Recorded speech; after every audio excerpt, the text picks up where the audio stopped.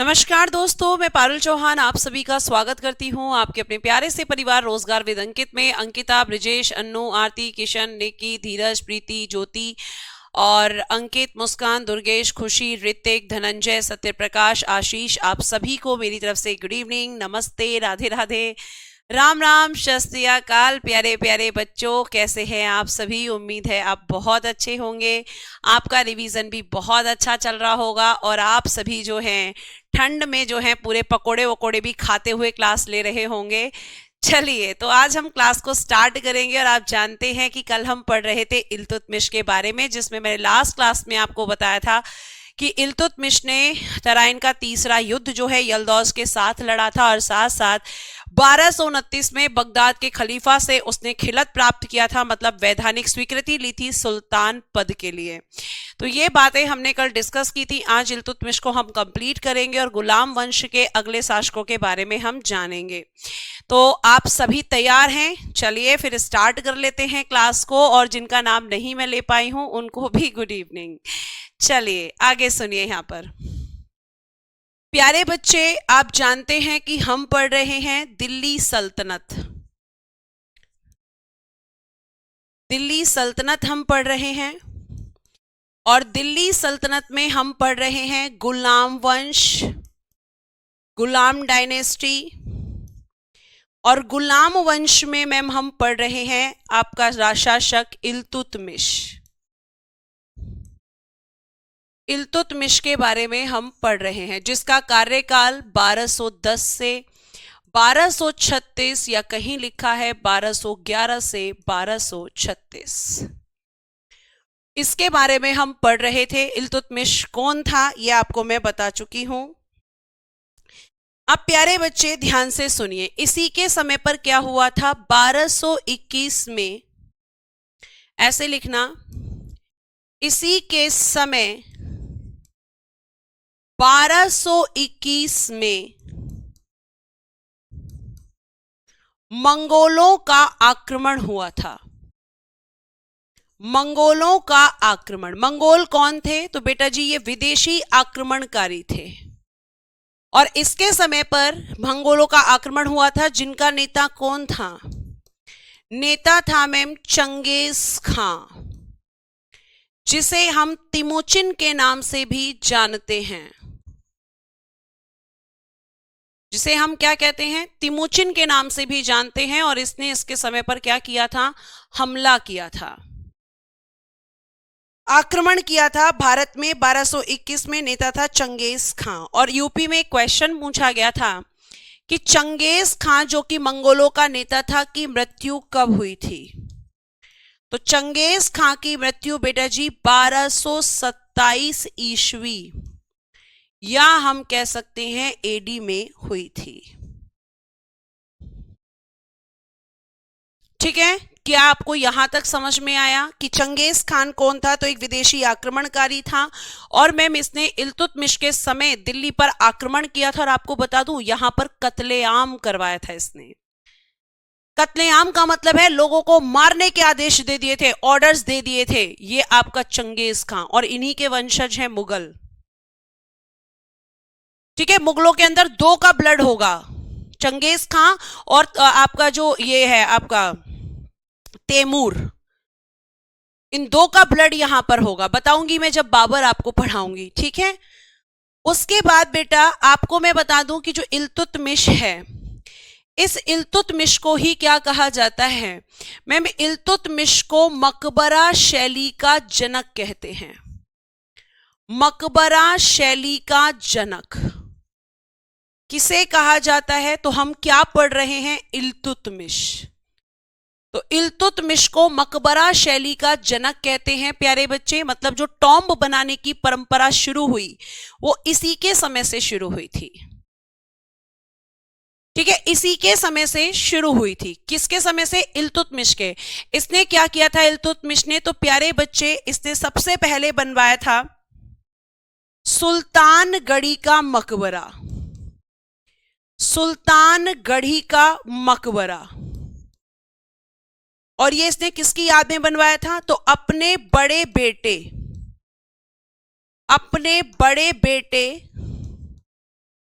महमूद की याद में। ठीक है, महमूद की याद में। फिर इसी ने बनवाया था ऐबक का मकबरा। ऐबक का मकबरा इसी ने बनवाया, बताया था मैंने, लाहौर में, यह आपको बताया था मैंने। और एक चीज और ध्यान रखना कि जो ये इल्तुतमिश है, इसने टंका और जीतल नामक शुद्ध अरबी के सिक्के भी चलवाए थे। ठीक है, लिखिएगा, इसने क्या चलवाया था? सिक्के, सिक्के चलवाए। और ये सिक्के कैसे थे? शुद्ध अरबी के, अरबी भाषा, शुद्ध अरबी भाषा में लिखे हुए सिक्के इसने चलवाए थे। और ये सिक्के किस किस के बने हुए थे? तो एक सिक्का था चांदी का, जिसे कहा जाता था टंका।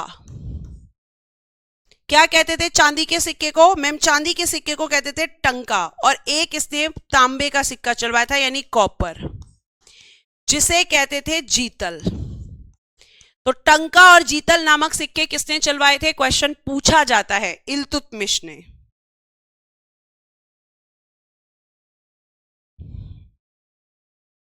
इल्तुतमिश ने ही चलवाया था। यहां तक बात समझ में आ रही है? आगे देखिए, तो ये शुद्ध अरबी के सिक्के क्या है मैम? शुद्ध अरबी भाषा में लिखे हुए सिक्के। और देखिए इसके बारे में, इसने क्या करवाया था बेटा जी? अतारकिन के दरवाजे का निर्माण करवाया था। अतारकिन के दरवाजे का निर्माण ये इल्तुतमिश ने करवाया था। और क्या किया था? इल्तुतमिश की मृत्यु ये कब हुई थी? तो आप कहेंगे 1236। इल्तुतमिश का मकबरा कहां पर है? टॉम्ब ऑफ इल्तुतमिश, तो आप कहेंगे दिल्ली में। आप कहेंगे किसने बनवाया? तो इसने खुद बनवाया। लेकिन आप तो कहेंगे मकबरा तो मैं मरने के बाद बनता है। तो ये लोग क्या करते थे कि जहां पर भी इन्हें अपनी डेड बॉडी को दफनाना होता था, पहले वहां पर बिल्डिंग बनवा देते थे और कहते थे जब हम मर जाएंगे तो यहीं पे हमें दफना देना। ठीक है, तो इल्तुतमिश का मकबरा कहां पर है? आप कहोगे दिल्ली में। अच्छा, ये भी लिखवा देती हूं, किसने बनवाया? निर्माण स्वयं इल्तुतमिश ने, निर्माण स्वयं इल्तुतमिश द्वारा। ठीक है, तो कैसे खुद बनवा सकते थे? तो मैं मरने से पहले ही बिल्डिंग बनवा देते थे और कहते थे हम मर जाएं तो हमें यहां दफना देना। ठीक है,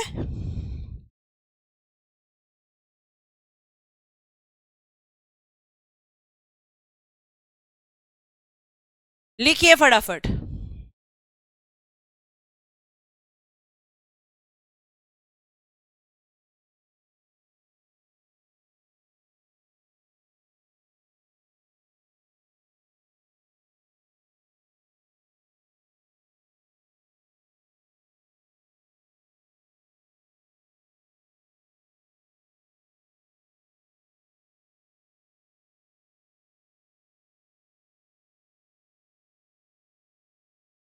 यहां तक कोई क्वेश्चन? मैम, सुल्तानगढ़ी का मकबरा कहां पर है? बेटा, सुल्तानगढ़ी का मकबरा दिल्ली में,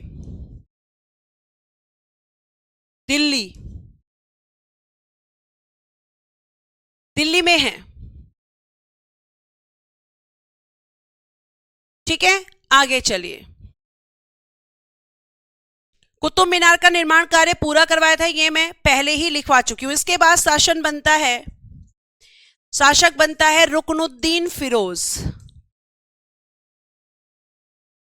एक अयोग्य शासक है।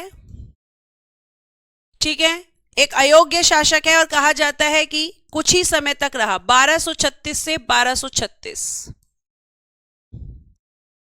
अब मैम, ये कौन था? इल्तुतमिश का बेटा, इल्तुतमिश का बेटा। और लिखिएगा कैसा शासक था? अयोग्य शासक। इसकी मां का नाम था शाह तुर्कान। मां कौन थी इसकी? शाह तुर्कान। अब ये अयोग्य शासक था तो शाह तुर्कान ही इसकी तरफ से शासन कर रही थी। बस इतना इसके बारे में जानना जरूरी है, इससे ज्यादा नहीं। अब देखो, ये जो रुकनुद्दीन फिरोज है ये बहुत अयोग्य शासक है। सच बताऊं तो शासक बनने के लायक भी नहीं है। अब मेरी बात को ध्यान से सुनना बहुत अच्छे से। तो ये जब शासक बना बेटा, तो शासक ये इसलिए बना क्योंकि इल्तुतमिश ने जो 40 सरदारों का समूह बनाया था, वो 40 सरदारों के जो समूह थे उन्होंने इसको सपोर्ट किया। क्यों किया? क्योंकि इल्तुतमिश ने ये कहा कि मेरे मरने के बाद में मेरी जो उत्तराधिकारी होनी चाहिए वो मेरी बेटी होनी चाहिए, जिसका नाम है रजिया सुल्तान। ठीक है, रजिया सुल्तान होनी चाहिए। लेकिन 40 सरदारों के, अच्छा एक महिला शासन करेगी, हम ये कभी नहीं होने देंगे। और 40 लोगों का जो समूह था वो जानते थे कि ये अयोग्य शासक है, लेकिन इसके बाद भी अपनी मेल ईगो के लिए उन्होंने किसको शासक बना दिया? रुकनुद्दीन फिरोज को। अब इसे तो कोई मतलब है नहीं शासन प्रशासन से, क्योंकि ये तो मौज मस्ती में लगा है, शराब पीता है, लड़कियों में इंटरेस्ट है इसको। अब यहां पे जो इसकी मां है शाह तुर्कान, इसने पूरी कमांड अपने हाथ में ले ली और शासन करने लगी। और कहा जाता है कि इसने इतना गलत शासन किया, इसके समय इतना भ्रष्टाचार हुआ कि लोग परेशान हो चुके थे, और रजिया सुल्तान ये सब देख रही थी। और रजिया सुल्तान देख रही थी कि जो यहां पे दिल्ली सल्तनत है वो खतरे में है। रजिया सुल्तान कहते हैं कि एक दिन जो है दिल्ली की जनता के पास गई और हाथ फैलाकर कहने लगी कि दिल्ली को बचा लो, सल्तनत को बचा लो। और कहा जाता है रजिया सुल्तान बहुत खूबसूरत थी, बहुत खूबसूरत। तो यह कहा जाता है कि दिल्ली की जब वो दिल्ली की जनता के पास गई और उसने दिल्ली को बचाने के लिए आग्रह किया, शासन को बचाने के लिए, प्रशासन को बचाने के लिए, तो लोगों ने उसको सपोर्ट किया। तो जो 40 लोग रजिया सुल्तान के शासिका बनने के खिलाफ थे, उन 40 लोगों को भी हार माननी पड़ी, क्योंकि रजिया सुल्तान को दिल्ली की जनता का सपोर्ट मिल गया था। और बेटा सपोर्ट मिला था किसका? जनता का। और जनता ही क्या होती है? सब कुछ होती है। तो 40 लोगों की भी औकात नहीं थी कि वो अब कुछ कर सकें। यह आपको ध्यान रखना है। ठीक है, तो आप सोच के देखिए कि जिस समय पर महिलाओं को कोई अधिकार नहीं था, उस समय पर आपकी एक शासिका बनी, वो भी किस में? मुस्लिम धर्म में। तो आपको सीखना चाहिए रजिया सुल्तान को लड़कियों से, कि जैसे लड़कियां कहती हैं हमें घर वाले पढ़ने नहीं देते, हमें खाना बनवाते हैं, हमें टॉर्चर करते हैं, तो क्या रजिया सुल्तान ने नहीं झेला सब चीजों को? रजिया सुल्तान तो मर गई बेचारी। ये आपको मैं बता दूं कि यहां पर रजिया सुल्तान के बारे में कहा जाता है कि रजिया अगर महिला ना होती तो रजिया का नाम आज बड़े शासकों में कहीं लिखा जाता, और रजिया अपने सभी भाइयों में सबसे काबिल थी बेटा। और इल्तुतमिश ये बात जानता था, इसीलिए वो चाहता था कि उसके बाद जो शासिका बने वो रजिया सुल्तान। लेकिन दरबारियों के जो इल्तुतमिश के दरबार में 40 लोग थे, इन्होंने नहीं होने दिया। ठीक है, तो अब आप यहां पे देखेंगे कि इसके बाद कौन शासिका बनती हैं? रजिया सुल्तान।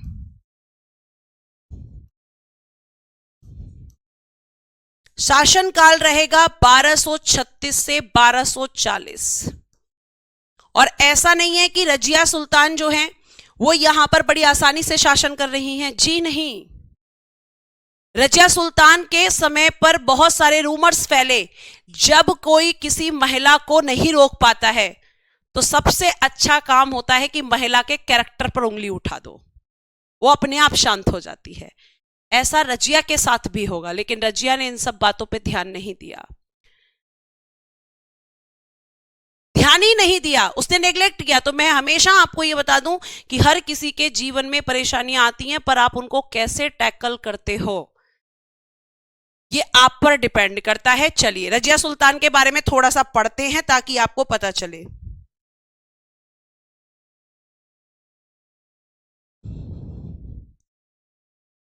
तुर्की इतिहास की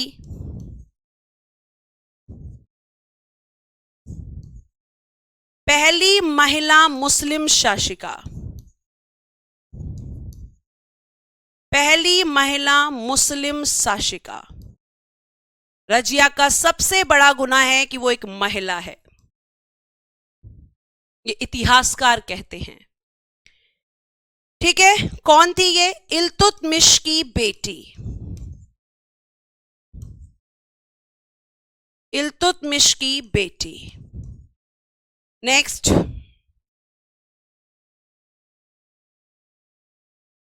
रजिया कुल्हा और चोगा धारण करके दरबार में आती थी।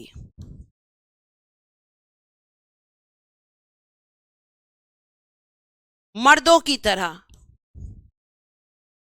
ठीक है, अब यहां पे भैया ये भी बड़ी आफत कि बताओ, रजिया कुरान का अपमान कर रही है, रजिया इस्लाम धर्म का अपमान कर रही है। क्यों?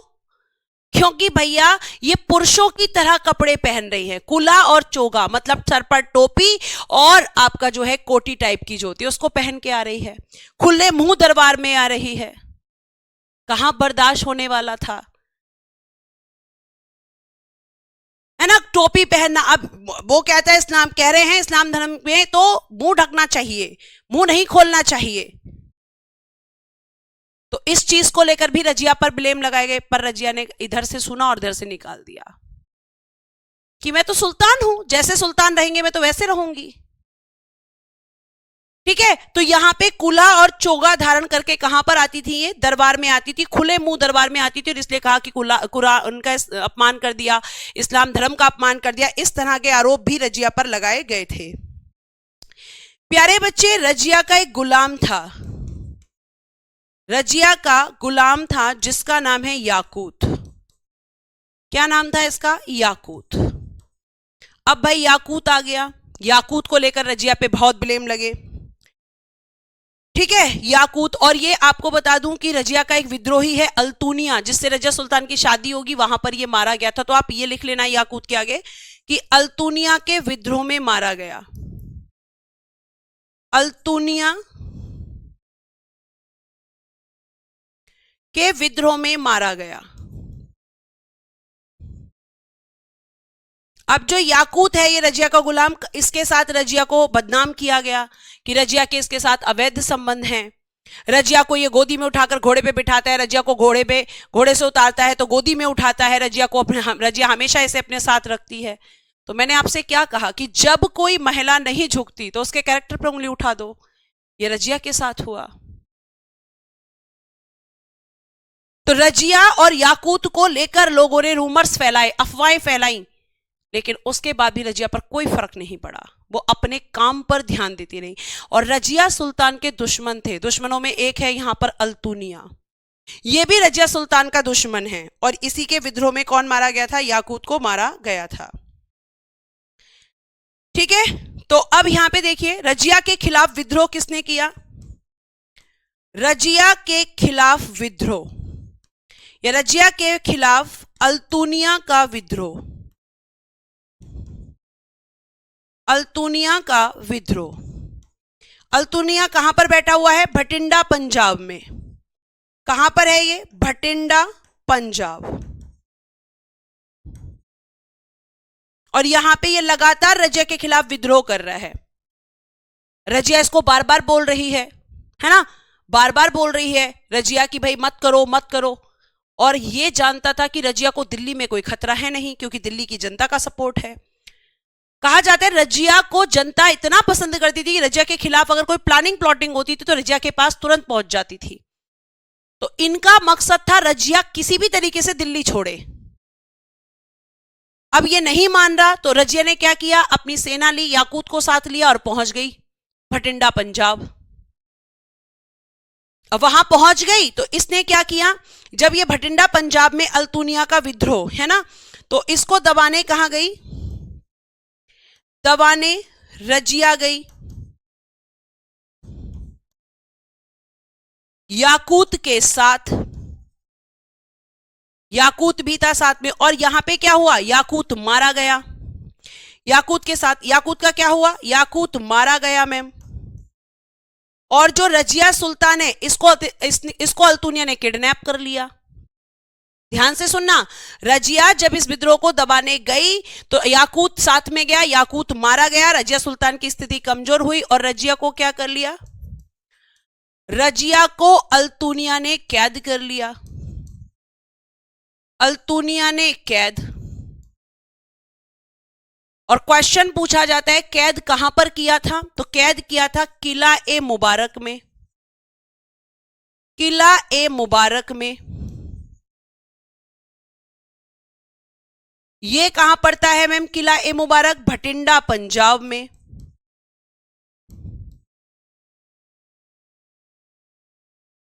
यहां पे इसको कैद कर लिया। अब जैसे ही पता चला कि रजिया कैद हो गई तो इसके दुश्मन जो दिल्ली में थे नाचने लग गए, डांस करने लग गए। कौन थे वो? 40 लोग, कि चलो अब रजिया तो गई, रजिया की तो छुट्टी हो गई, अल्तुनिया अब उसको छोड़ेगा नहीं, रजिया को मार देगा, मतलब इसके मरने से पहले इसको मरा हुआ मान लिया। अब रजिया सुल्तान जो है कैद तो कर लिया लेकिन उसको मारा नहीं अल्तुनिया ने। अब रजिया जो है यहां पे नोटिस करती कि अल्तुनिया रोज आता और अल्तुनिया रोज आकर रजिया को देखता। अब रजिया तो भाई लड़की है, लड़की तो समझ जाती है कि कौन उसको किस नजर से देख रहा है। रजिया समझ गई कि ये मुझसे प्रेम करता है। रजिया ने यहीं अपना दिमाग लगाया और रजिया कहने लगी, देखो तुमने मुझे कैद कर लिया, मैं तो तुम्हारी बहादुरी के किस्से सुन के तुम्हारे पास आई थी, मैं तो तुमसे प्रेम करती हूं, मैं तो तुमसे शादी करना चाहती हूं। अल्तुनिया बोला, अच्छा पागल होना नहीं है मेरा। अब आप खुद सोचो कि जिस लड़की को कोई लड़का पसंद करे और लड़की सामने से आके बोल दे कि मैं तो तुमसे प्यार करती हूं, तुमसे शादी करना चाहती हूं, तो क्या होगा भाई लड़के का? लड़का तो बेचारा जो है समझ ही नहीं पाएगा, हो क्या रहा। ऐसे ही अल्तुनिया के साथ, लेकिन अल्तुनिया ने फिर भी कहा, अच्छा मेरा पागल बना रही है? कि नहीं पागल नहीं बना रही। अब तुम खुद सोचो, तुम मुझे मारकर तुम्हें क्या मिलेगा, लेकिन अगर तुम मुझसे शादी कर लोगे तो हम दोनों बैठ के दिल्ली की गद्दी पे शासन करेंगे। तो यहां पे अल्तुनिया को बड़ी अच्छी लग गई ये बात और अल्तुनिया ने रजिया को कैद से आजाद कर दिया, है ना। अब रजिया कैद से आजाद तो हो गई लेकिन रजिया के खिलाफ प्लानिंग प्लॉटिंग तो चल रही थी। और जब रजिया सुल्तान भटिंडा से वापस दिल्ली जाएगी तो कैथल हरियाणा में रजिया सुल्तान को डाकुओं के द्वारा मार दिया जाएगा।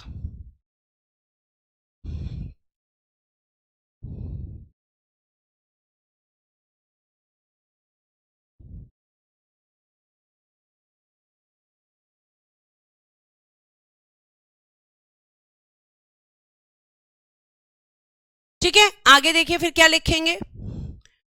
अब क्या हुआ, जैसे कहते हैं कि कुछ इतिहासकार कहते हैं कि रजिया की शादी हुई थी अल्तुनिया से, तो रजिया की शादी किससे हुई मैम? अल्तुनिया। और फिर जब रजिया वापस जा रही थी दिल्ली, वापस जाते समय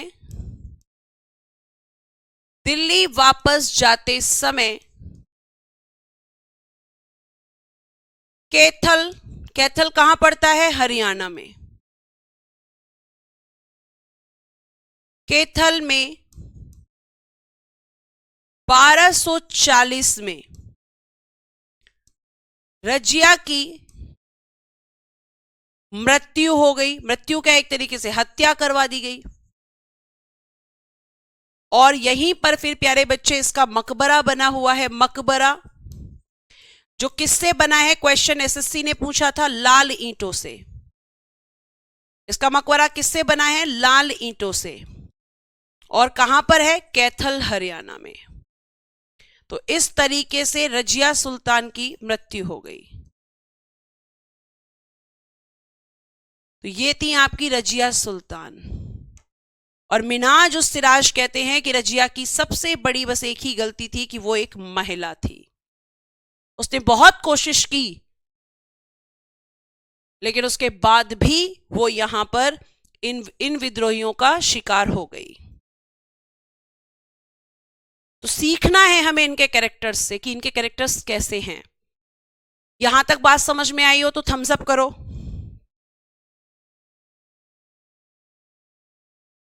डेथ की पूरी डेट लिख दो, 13 अक्टूबर 1240। लो भाई पूरी डेट लिख दी, तुम खुश रहो बस। ठीक है।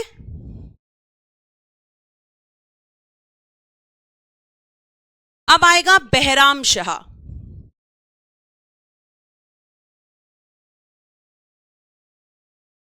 1240 से 1242।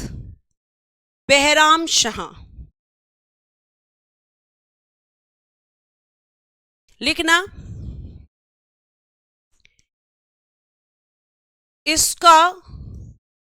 इसको शासक बनाने में मदद एतगीन ने की थी। एतगीन कौन था? यह भी रजिया का विद्रोही था। एतगीन ने की थी। अब इस एतगीन का नाम याद रखना, ध्यान से सुनो। अब एतगीन ने क्या कहा बहराम शाह से कि देखो भाई, देखो मैं तुम्हें शासक बना दूंगा। बहराम शाह बोला अच्छा। बहराम शाह खुश। कौन है बहराम शाह? ये भी इल्तुतमिश का बेटा है। तो एतगीन ने कहा मैं तुम्हें सपोर्ट करूंगा शासक बनने में। पता है ये कब की बात है? जब रजिया किला ए मुबारक में कैद है। मतलब रजिया मरी नहीं थी, लेकिन इन लोगों ने मरा हुआ मान लिया उसको। और एतगीन जो रजिया के दरबार में रहता था, उसको लगा था कि रजिया मेरे इशारों पे नाचेगी, मैं जैसा कहूंगा वैसा रजिया करेगी। लेकिन रजिया बोली चाचा इतना आसान नहीं है, इतना नेता मत बनो तुम। अब एतगीन बड़ा नाराज रजिया से, राजा नाराज था। तो रजिया जब कैद हुई तो कहा जाता है एतगीन भी बड़ा खुश था, डांस कर रहा था खुशी के मारे। ठीक है। अब यहां पे क्या हुआ बेटा कि जब एतगीन जो ये व्यक्ति है एक तरीके से रजिया का विद्रोही ही हुआ, तो इसने बहराम शाह से कहा मैं तुम्हें शासक बना दूंगा। बहराम शाह खुश, लेकिन फिर बोला कि देखो प्रधानमंत्री का पद देना होगा तुम्हें मुझे दरबार में, तुम केवल राजा बन के बैठना, सारा काम मैं करूंगा। एतगीन कहने लगा। ये खुश बहराम शाह, अच्छा राजा मैं रहूंगा, काम तुम करोगे? कि हाँ काम मैं करूंगा। बहराम शाह ने कहा ठीक है मैं तुम्हें प्रधानमंत्री बना दूंगा। पर एतगीन कहां रुकने वाला था? एतगीन तो हवाई जहाज की तरह उड़ रहा था। अब इसने इसे प्रधानमंत्री का पद दे दिया। अब एतगीन क्या कहता? राजा उठते हैं तो कितने ढोल बजते हैं? कि 2। मैं उठूं तो 4 बजवाना। फिर कहता राजा बाहर जाते हैं तो कितने हाथी जाते हैं? कि 4। तो मैं जाऊं तो 8 करना। तो 8 हाथी भेजना मेरे साथ। अब बहराम शाह देख रहा है, अच्छा ये बड़ा नेता बन रहा है भाई, इसे मतलब मैं राजा हूं और मुझसे ज्यादा सुविधाएं इसके पास है। भाई अब बुरा तो लगेगा, मान लो आप किसी कंपनी में काम करते हो, मालिक आ रहा है बाइक से और आप जाओ कार से, तो मालिक को बर्दाश्त थोड़ी होगा। अब बहराम शाह ने इसे निपटवा दिया। बहराम शाह बोला इसे ऊपर पहुंचा दो। तो एतगीन की हत्या भी किसने करवाई? बहराम शाह ने। बहराम शाह कौन है शिखा? इल्तुतमिश का बेटा। बहराम शाह कौन है? इल्तुतमिश का बेटा। तो एतगीन की छुट्टी किसने करवाई? जिसे इसने शासक बनाया। तो एतगीन ने मदद की थी, लिखना। एतगीन को बहराम शाह ने नायब ए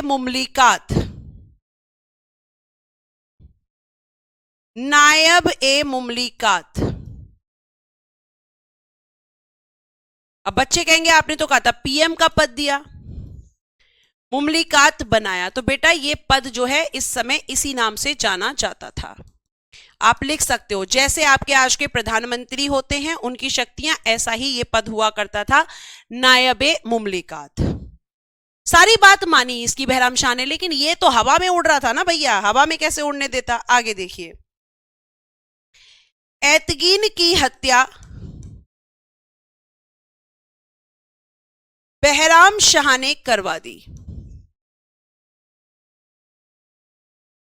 बहराम शाह ने करवा दी। फिर लिखिएगा बहराम शाह की मृत्यु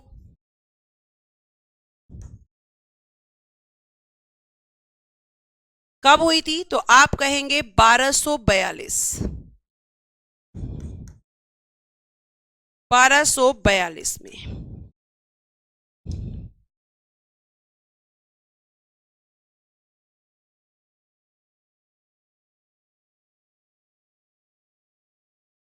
ठीक है, लिख लेना है। बहुत सारे बच्चे पूछ रहे हैं ये कौन था।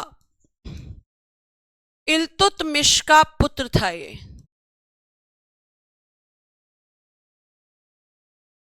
सन ऑफ इल्तुतमिश।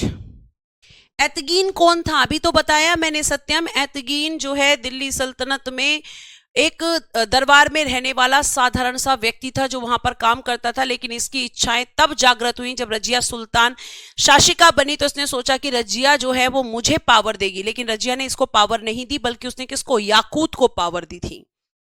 तो ये रजिया सुल्तान के खिलाफ हो गया था। ठीक है, हाँ आगे देखिए। तो यहां तक समझ में आ गया, यहां तक समझ आया। तो अब बहराम शाह के बाद अगला शासक कौन बनेगा, लिखिएगा मसूद शाह। इसके बारे में हमें बहुत ज्यादा नहीं पढ़ना है, जो इंपॉर्टेंट है केवल उन्हीं को डिटेल में पढ़ेंगे। मसूद शाह 1242 से 1246, ये कौन था मैम, रुकनुद्दीन फिरोज का पुत्र। रुकनुद्दीन फिरोज का पुत्र था,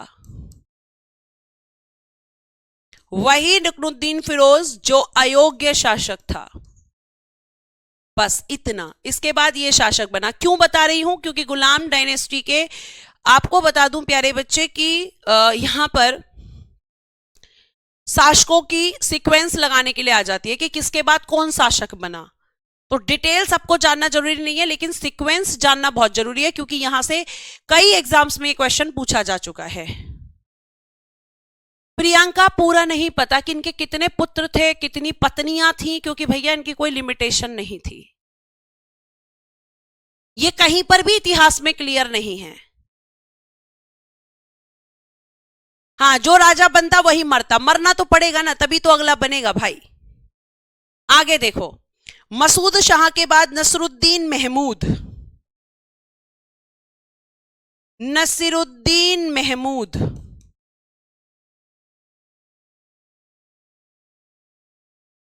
1246 से 1266।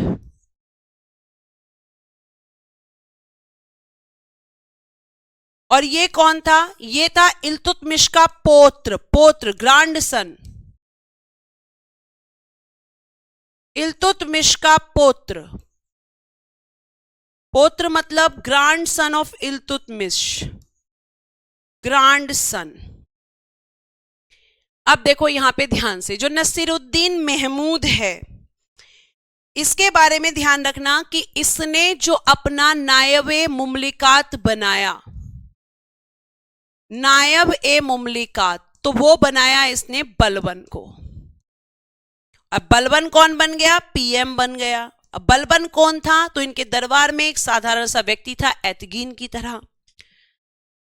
अब बलबन देखो इतना चालाक है, पहले तो शासक ने प्रधानमंत्री बना दिया। इतना शासक मतलब इतना इंप्रेस है इससे, क्योंकि बलबन ने ही मदद की थी इसकी। अब यहां पे बलबन ने जब मदद करी तो बलबन को प्रधानमंत्री बना दिया, तो बलबन ने और क्या कहा, तो बलबन ने कहा कि तुम मेरे दामाद भी बन जाओ। तो बलबन ने अपनी बेटी की शादी भी करवा दी इससे। तो ये कौन था, तो मैम ये नसरुद्दीन महमूद, एक तो इसने बलबन को प्रधानमंत्री का पद दिया था, ये आप ध्यान रखेंगे। और उसके अलावा मैम ये कौन था, बलबन का दामाद, बलबन का दामाद भी था।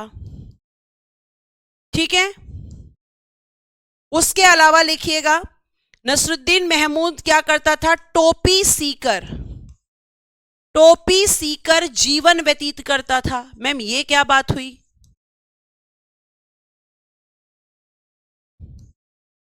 अभी बताती हूं इसकी क्या बात हुई। टोपी जो आप सर पे पहनते हो, उसी टोपी की बात कर रही हूं मैं। टोपी सीकर जीवन व्यतीत करता था। ठीक है, अब इसका क्या मतलब है, इसका मतलब है कि ये इतना, कहा जाता है कि इतना वफादार था कि जो राजा के पास टैक्स आता है, राजस्व आता था, या जो भी कमाई राजा की होती थी, उस पैसे में से पैसा खर्च नहीं करता था, बल्कि ये पैसा कहां से खर्च करता था, तो ये खुद टोपी सीता, उनको बेचता, और जो पैसा आता उससे अपना खर्चा चलाता। ठीक है, ये आपको ध्यान रखना है। तो ये ऐसा था। अब यहां पे इसकी मृत्यु हो जाएगी तो शासक कौन बनेगा? बलबन। ठीक है, कौन बनेगा शासक? आप कहोगे मैम बलबन बनेगा।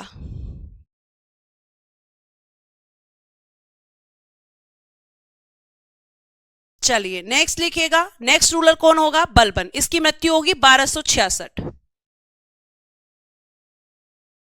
अब आइए लिखिएगा हेडिंग बलबन, ये इंपॉर्टेंट है, यहां से क्वेश्चन पूछे गए हैं। 1266 से 1287 बलबन। तो आप ये देखेंगे कि बलबन जो है, अभी तक हम जितना भी पढ़ रहे थे सबका ब्लड रिलेशन था, लेकिन बलबन का तो कोई ब्लड रिलेशन नहीं है।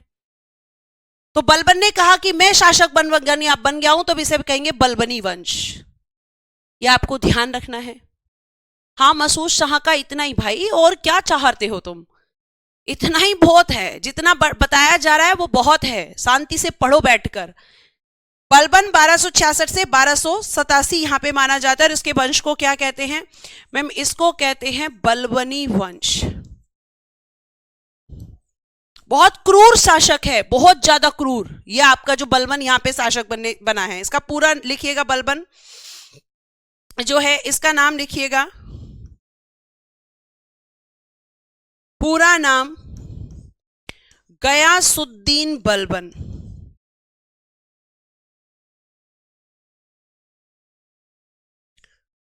और कहीं कहीं लिखा मिलेगा बहाउद्दीन, इसे बहाउद्दीन के नाम से भी जाना जाता है। बहाउद्दीन भी प्यारे बच्चे बलबन को ही कहा जाता है। आगे लिखिएगा, ये क्या है? बहाउद्दीन। बहाउद्दीन मैम इसका रियल नेम है, वास्तविक नाम। वास्तविक नाम क्या था इसका? बहाउद्दीन था। ये आपको ध्यान रखना है। उसके बाद इसका टाइटल, उपाधि, इसका टाइटल था उलूग खां। किसने दिया था मैम इसको? नसीरुद्दीन महमूद ने दिया। नसीरुद्दीन महमूद ने दिया। कौन सा टाइटल? उलूग खां। किसको? बलबन को। उसके दामाद नसीरुद्दीन महमूद ने दिया था। अब ये बलबन इतना क्रूर शासक है, कहेगा कि मैं धरती पे ईश्वर का प्रतिनिधि हूं, मैं धरती पे ईश्वर की छाया हूं, मुझे डायरेक्ट ईश्वर आदेश देता है, फिर मैं तुम्हें आदेश दे देता हूं। और कहता है कि क्योंकि मैं धरती पर ईश्वर हूं, ईश्वर की छाया हूं, तो जब तुम ईश्वर के पास जाते हो तो तुम क्या करते हो? तुम जाके ईश्वर के पैरों को चूमते हो, तुम जाकर ईश्वर के सामने सर झुकाते हो। तो ऐसा ही तुम्हें मेरे साथ भी करना होगा, क्योंकि मैं ईश्वर हूं। इसने खुद को भगवान बता दिया। तो एक क्वेश्चन आता है, सिजदा और पैबोस की प्रथा किसने चलाई? सिजदा मतलब सर झुकाना, पैबोस मतलब पैरों को चूमना, कि जो भी मेरे दरबार में आएगा सर झुका के आएगा और मेरे पैरों को चूमेगा। सनकी टाइप का आदमी था, कहा जाता है बहुत छोटा सा था, दिखने में बहुत मतलब ज्यादा सुंदर नहीं था, लोग इसका मजाक उड़ाते थे। तो जब ये शासक बना तो इसने बड़ा क्रूरता दिखाई है, इसने ब्लड एंड आयरन पॉलिसी चलाई थी। तो ये सारे क्वेश्चंस पूछे जाते हैं इसमें से, इस बलबन से क्वेश्चन आते हैं। तो अब यहां तक अब आपको समझाया, अब लिखना शुरू करो। अब बलबन ने देखो ये क्या कहता था, बलबन खुद को कहता था कि मैं कौन हूं। ये खुद को कहता नियाबत ए खुदाई, नियाबत ए खुदाई। इसका क्या मतलब है मैम? नियाबत ए खुदाई हूं मैं, और इसने खुद को कहा जिल्ले इलाही। अभी दोनों का मतलब लिखवा रही हूं साधारण शब्दों में। इसका मतलब है ईश्वर का प्रतिनिधि कहा इसने खुद को, कि मैं धरती पर भगवान का प्रतिनिधि हूं, रिप्रेजेंटेटिव हूं, भगवान डायरेक्टली मुझसे बात करते हैं। और ईश्वर की छाया, कि मैं शैडो ऑफ गॉड हूं, तुम मुझे भगवान के समान मानो। और तुम मुझे जब भगवान के समान मान रहे हो तो सुनो, इसने और क्या किया? सिजदा एवं पैबोस की प्रथा को शुरू किया। सिजदा मतलब सर को झुकाना, पैबोस मतलब पैरों को चूमना। पैबोस की प्रथा शुरू किसने, किसके बारे में पढ़ रहे हैं हम? बलबन के बारे में। कुछ बच्चे भूल जाते हैं कि क्या पढ़ रहे हैं।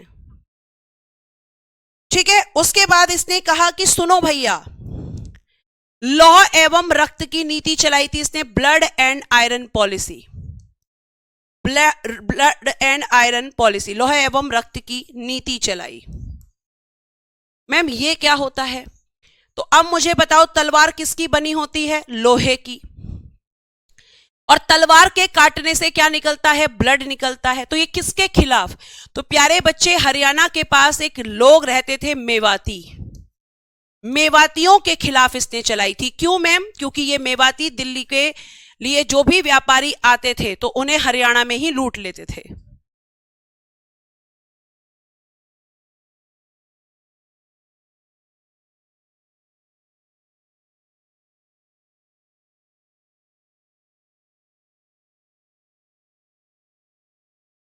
ठीक है बेटा। तो मेवाती कौन थे मैम? तो ये लुटेरे थे। कहां पर थे? तो जब आप दिल्ली में एंट्री करोगे हरियाणा वाली साइड, तो हरियाणा में एक बॉर्डर पड़ता है, वहां पर ये लोग क्या करते थे? व्यापारियों को लूट लेते थे। इन्हें बलबन ने कई बार कहा कि भाई ऐसा मत करो, ये नहीं माने। तो बलबन ने कहा कि ऐसा करो, इनको अब उड़ाओ, तलवार से सीधा इनकी गर्दन काट दो। तो इसीलिए इसको क्या कहते हैं? Blood and iron policy. क्योंकि तलवार किसकी है? आयरन की, और काटने पे क्या निकलता है? ब्लड। तो मेवातियों के खिलाफ इसने चलाई थी, ये आपकी, ये ध्यान रखेंगे, मेवातियों को मारने के लिए। फिर मैंने आपको बताया था कल, एक तुर्क ए चहलगानी, उसको इसने नष्ट कर दिया। बताओ निर्माण किसने किया था? तुर्क ए चहलगानी, 40 सरदारों का जो समूह था, तुर्क ए चहलगानी को क्या किया इसने? नष्ट, कि खत्म करो, हटाओ इन सबको, इनकी कोई जरूरत नहीं है। ठीक है, ये आपको ध्यान रखना है। और इसने क्या किया मैम? एक क्वेश्चन पूछा जाता है, नवरोज उत्सव। अब देखो, नवरोज उत्सव जो है, नवरोज फेस्टिवल जो है प्यारे बच्चे, ये एक पारसी उत्सव है, यानी पर्शियन फेस्टिवल है। और ये कौन है? मुस्लिम। लेकिन इसने क्या किया था? नवरोज उत्सव की शुरुआत।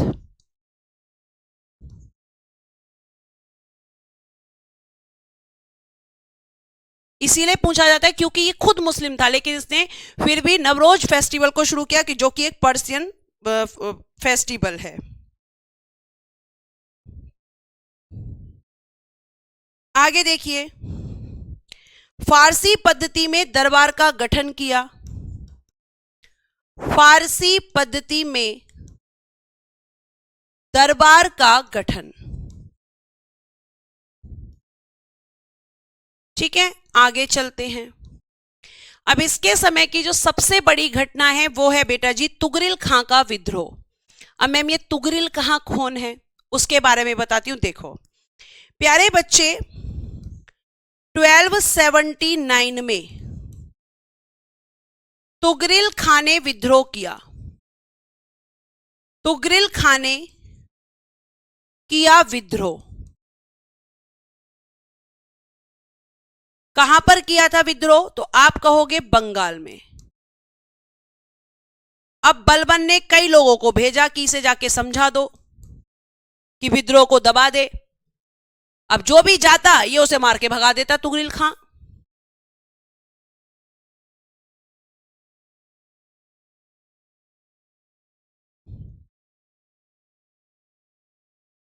तुगरिल खां उसे भगा देता, किसी को टिकना ही नहीं देता। बलबन कह रहा अच्छा ये नहीं मानेगा, ऐसे नहीं मानेगा। तो अब देखो बलबन कहां पर है? आप कहोगे कि मैम बलबन तो बैठा है दिल्ली में। अब बलबन ने कहा कि दिल्ली से पूरी की पूरी सेना लेकर जाओ बंगाल। अब बलबन पहुंच गया बंगाल। बंगाल पहुंच गया बलबन डायरेक्ट, कि ऐसे नहीं मानेगा। तो बलबन निकला दिल्ली से बंगाल पहुंचा और कहा कि इस तुगरिल खां के जितने रिश्तेदार हैं, क्योंकि अकेले तो इसकी इतनी औकात है नहीं कि ये अकेले मेरे खिलाफ विद्रोह कर दे, कि जितने इसके रिश्तेदार हैं सबको ढूंढो। बलबन ने ढूंढवाया और उसके बाद सारे रिश्तेदारों के सर कटवा के बलबन ने एक तख्ते पे टंगवा दिए। अब ये तो भाग गया, तुगरिल खां छुप गया, इसकी हालत खराब। बलबन आ गया।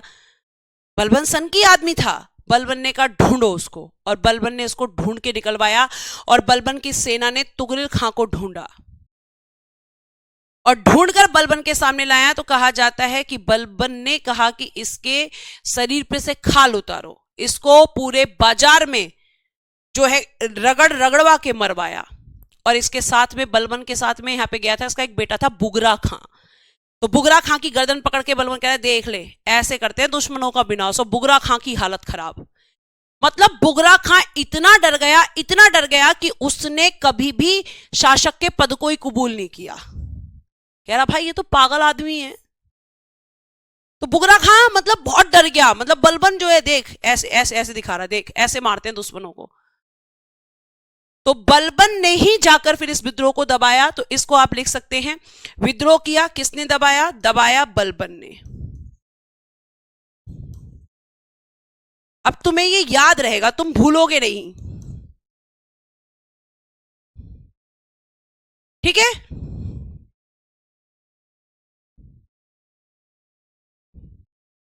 लिखिएगा, बलबन की मृत्यु 1287 में हुई थी। और इसका मकबरा कहां पर है? तो आप कहोगे दिल्ली में। तो ऐसा था बेटा बलबन, ठीक है?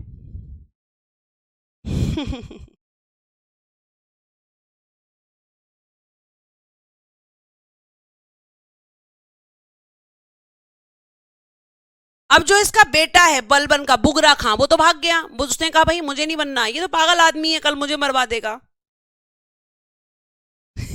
तो वो तो भाग गया। लेकिन उसका बुगरा खां का बेटा है केकूबाद, वो शासक बनेगा, यानी बलबन का पोता। तो अब बलबन के बाद शासक कौन बनेगा? केकूबाद।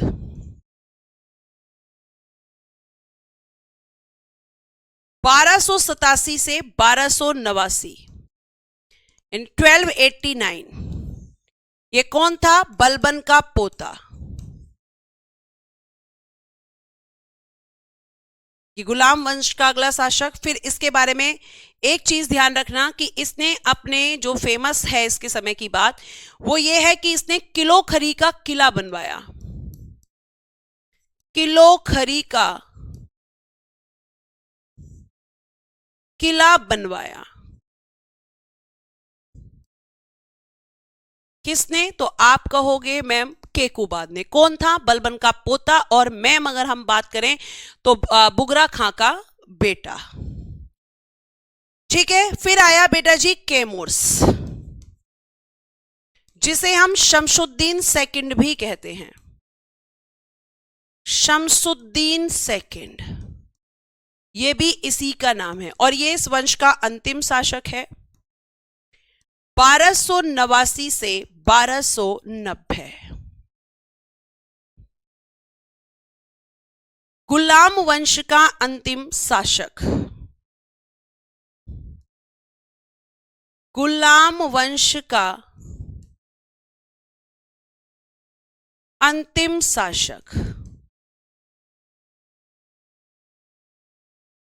और बेटा इसकी जो हत्या की है, हत्या वो की थी जलालुद्दीन फिरोज खिलजी ने।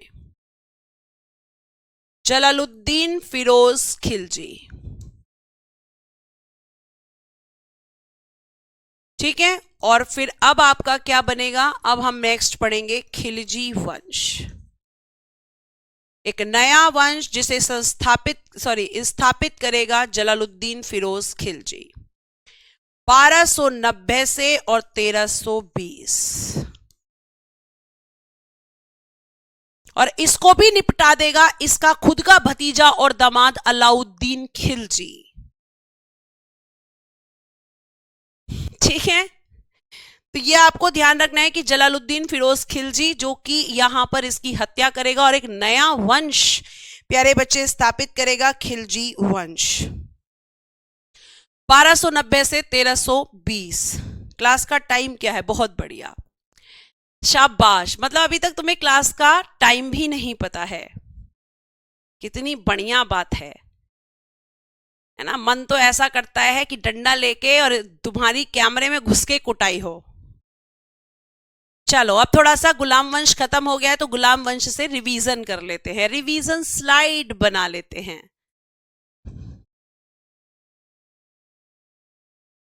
रिवीजन स्लाइड बताना, भारत में सूफी वाद का जनक कौन है?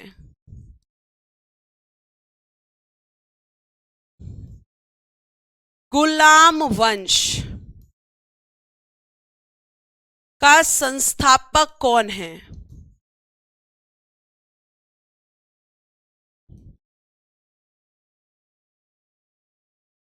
ऐबक की मृत्यु कब और कैसे?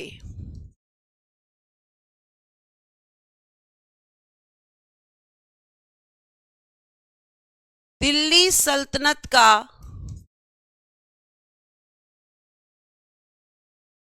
वास्तविक संस्थापक?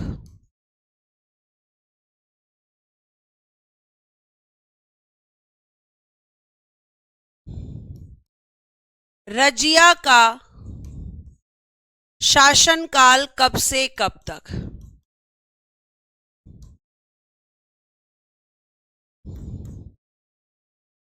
कुव्वत उल इस्लाम मस्जिद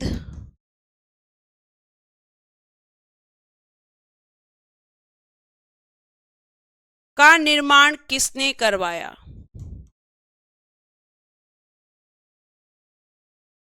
ठीक है, चलो बताओ। उसके बाद नेक्स्ट लिख रही हूं मैं, मकबरा शैली का जनक किसे कहते हैं?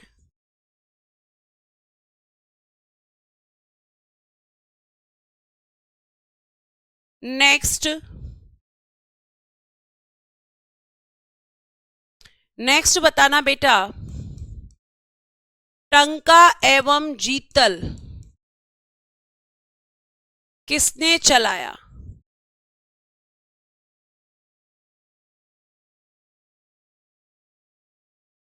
सिजदा एवं पैबोस ये किसने चलाया?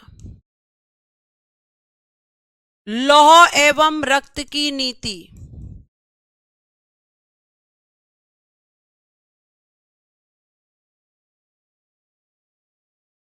अल्तुनिया ने रजिया को कहां कैद किया? कहां कैद? चलो ये आपकी रिवीजन स्लाइड, अगर आपने ठीक से पढ़ा है हर एक प्रश्न का उत्तर आपकी पहुंच में है, मैच करना आंसर। सूफीवाद का जनक मैंने किसको बताया था आपको? बताइए जल्दी से, पहले इस क्वेश्चन का आंसर दीजिए, मुझे इस क्वेश्चन का आंसर नहीं दिखा है किसी का भी। सूफीवाद का जनक कौन था भारत में? अजमेर में जाकर बस गए थे और अजमेर शरीफ में उनकी दरगाह भी है। Very good ma'am, Moinuddin Chishti, जो 1192 में मोहम्मद गौरी के साथ भारत आए थे। गुलाम वंश का संस्थापक ऐबक, कुतुबुद्दीन ऐबक। 1210 चौगान खेलते समय, चौगान खेलते समय इल्तुतमिश, रजिया का शासनकाल 1236 से 1240, ऐबक, इल्तुतमिश, जीतल एवं टंका इल्तुतमिश, सिजदा पैबोस बलबन, लौह एवं रक्त की नीति बलबन, किला ए मुबारक। किला ए मुबारक। कल हम पढ़ेंगे खिलजी डायनेस्टी, खिलजी वंश, जिसका सबसे महत्वपूर्ण शासक है अलाउद्दीन खिलजी। अब मुझे बताओ सारे के सारे क्वेश्चन ठीक हुए हैं? अगर हुए हैं तो फटाफट स्माइल करके बाय कर दो। कल हम पढ़ेंगे खिलजी वंश, ठीक है? अच्छे से पढ़ेंगे, आराम आराम से ही आपको पढ़ाया जाएगा, टेंशन मत लीजिए। यहां तक की चीजें समझ आई हो, अगर सारे प्रश्न ठीक हुए हो तो भाई प्लीज